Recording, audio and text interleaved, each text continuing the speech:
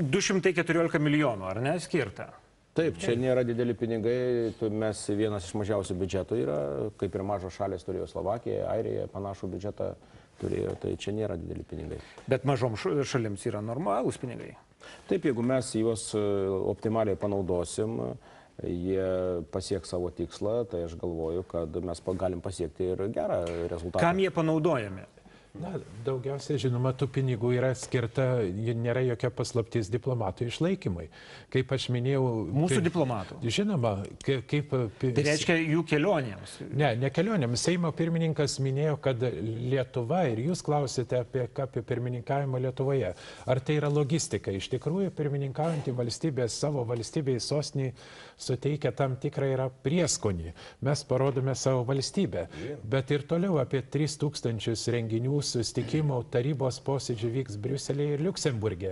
Ir atstovybėje šiuo metu dirba apie 200 žmonių. Pavyzdžiui, vien finansų ministerijoje šiuo metu yra beveik 10 finansų atašė, kurie būtent ir dirba, susitinka su Europos parlamento komisijos, Europos tarybos darbuotojai ir, žinoma, rengia teisės aktus, pozicijas ir panašiai. Tai, žodžiu, yra iš tikrųjų labai didelis mechanizmas. Tų darbuotojų išlaikymai yra skiriama didesnė dalis. Mūsų diplomatai yra išsiųsti ir New York'e. Mes jungtinėse tautose taip pat kalbame šiuo metu ir kalbėsime ES vardu. Lygiai taip pat Ženevoje ir buvo paminėta tarptautinė prekybos organizacija.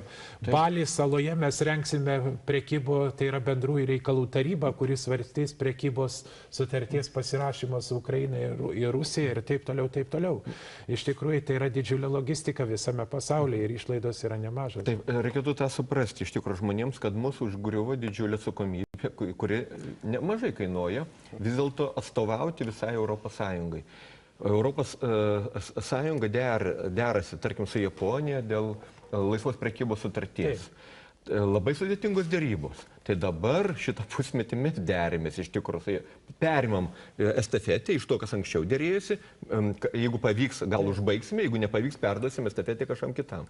Tai galbūt bus tokių sričių, kur mūsų pažanga nebus labai įspūdinga, bet gali būti tokių sričių, kur mes stengsime labai stipriai būti ambicingi. Tarkim, rytų partnerystės klausimų ar Baltijos regiono klausimų. Mes galim būti labai ambicingi ir pasiekti kažkokių rezultatų, kurie paskui bus ilgai minimi kaip Vilniaus pasiekimai.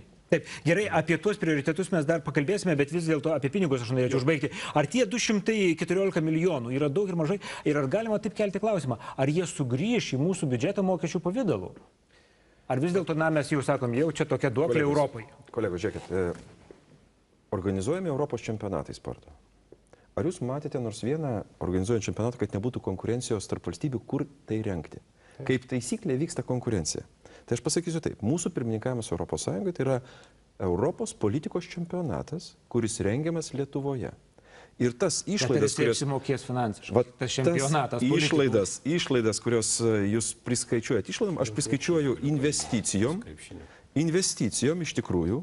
Jos investicijos į savo žmonės ir aš labai tikiuosi, kad po pirmininkavimo Lietuvos valstybės tarnautojų kvalifikacija, jų gebėjimai, jų sugebėjimas apskritai organizuoti tokius tarptautinius forumus bus nepalyginamai aukštesnis ir mes laimėsime kaip valstybė, nes kvalifikuoti valstybės tarnautojai tai yra tokia investicija, kuri, žinot, nesimėto ant kelio ir daugelis valstybių visai rūpinasi, kad tik tai būtų iš tikrųjų konkurencija. Bet aš manau, kad per tuos 5 metus, kada mes tuos 214 milijonų įsisavinsim, didžioji pinigų dalis liks Lietuvoje.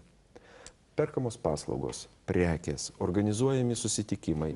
Taigi tie pinigai sukasi Lietuvoje ir, aišku, jeigu daugiausia diplomatų išlaikymui, tai tie pinigai sukasi Balio saloje, į New Yorką, į Briuselį. Galbūt dalinai, bet nebūkime tokie, nenorėkime, kad viskas vyktų čia Lietuvoje, kaip ir mūsų diplomatai yra kviečiami arba atstovai važinėja po pasaulį. Čia normalus dalykas. Aš noriu Petrą truputėlį papildyti. Labai gerą pavyzdį pasakė krepšinio čempionatas Europos organizuojamas, kuris buvo Lietuvoje. Tai vyriausybė skiria 9 milijonus, bet per mokesčius, taip grubiai pasakyti, dvigubai sugrįžo daugiau pinigų, negu buvo organizuotas čempionatas ir plus dar 9 milijonus turėjo pelno krepšinio pati federacija. Tai tiesiog aš jau minėjau, kad 30 000 bus svečių atvyks. Tai kiekvienas iš jų turės tam tikras išlaidas. Ir per mokesčius grįž viešbučiai, maitinimas, konferencijos įvairios organizuojamos. Akivaizdu, viešbučiai, restoranai gerai uždirbs.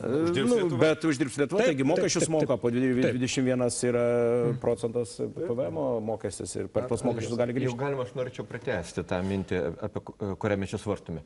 Atvažiuos ne bet kokie žmonės, atvažiuos nuomonės formuotojai, bet to Ir sprendėjai. Bet to, už to, galima sakyti, jeigu mes bandytum nusipirkti šitų 28 valstybių tarpe reklamą, Lietuvos reklamą, mes už tokius pinigus mes nenusipirktum, bet jokio žinomumo. Dabar pusę metų Lietuvos vardas skambės beveik kiekvieną savaitę. Darbotvarkiai, politiniai darbotvarkiai, daugelis klausimų bus siejami su procesais, kurie vyks Lietuvoje. Šita reklama yra neįvertinama, neįkainuojama. Vokietijoje mes, tarkime, ne kažin kiek esame žinomi, bet vokiečiai visada žino, kas pirmininkauja ir kokie klausimai tai pirmininkaujančiai valstybei ir kaip yra sprendžiami. Tikrai mūsų žinomumas daugelį valstybių yra labai menkas kaip valstybės. Šiuo atveju mes turim galimybę pasididinti, už tai tikrai turim būti vieningi ir labai gerai pasirodyti. Ir dar labai trumpai norėčiau priminti, kiek mes esam gavę. Per 9 narystės metus esam gavę apie 40 milijardų litų. Kalbėkime apie būsimą finansinę taip pat perspektyvą. Tai irgi yra labai svarbus argumentas. Diskusiją mes pratęsime po trumpos reklaminės pauzės.